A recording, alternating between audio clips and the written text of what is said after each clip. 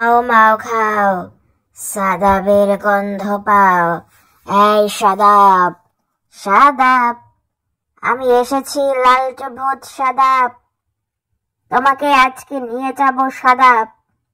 তুমি কারো কথা শোনো না, ঠিক মতো খাও না, ঘুমাও না সাদাব।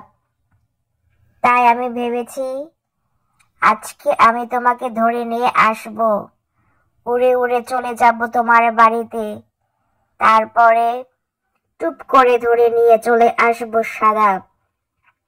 তুমি প্রস্তুত থাকো সাদাব।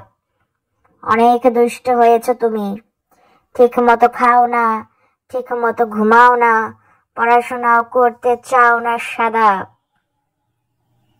তাই জন্য তোমার বাবা মা আমাকে বলেছে, লালটু ভূত সাদাবকে ধরে নিয়ে যাও, সাদাব খুব দুষ্টু হয়ে গেছে।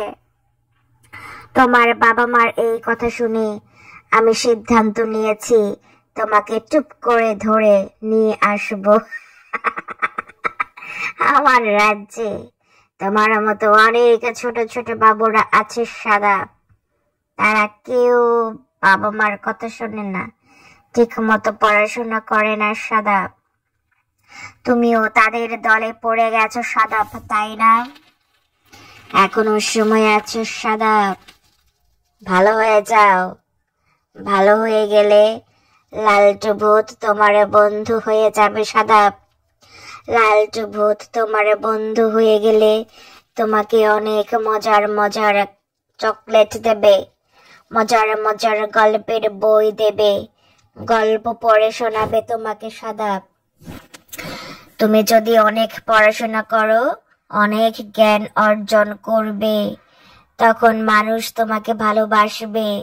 কারণ অনেক কিছু শিখলে তুমি বড় হলে মানুষের মতো মানুষ হতে পারবে, ডাক্তার হতে পারবে, ইঞ্জিনিয়ার হতে পারবে, সায়েন্টিস্ট হতে পারবে, অথবা আরো ভালো ভালো কিছু হতে পারবে। তখন তুমি বাবা মাকে ভালো রাখতে পারবে, আশেপাশের সবাইকে অনেক ভালো রাখতে পারবে সাদাব। বুঝতে পেরেছো? আমি লালটু ভূত তোমাকে বলে দিচ্ছি সাদাব, তুমি মানুষের সেবা করলে মানুষের ভালোবাসা পাবে।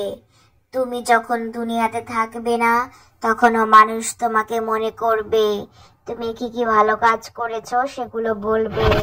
তাই আজকে থেকে বেশি বেশি খাও, বেশি বেশি ঘুমাও, বেশি বেশি পড়াশোনা করে তাড়াতাড়ি বড় হয়ে যাও সাদাব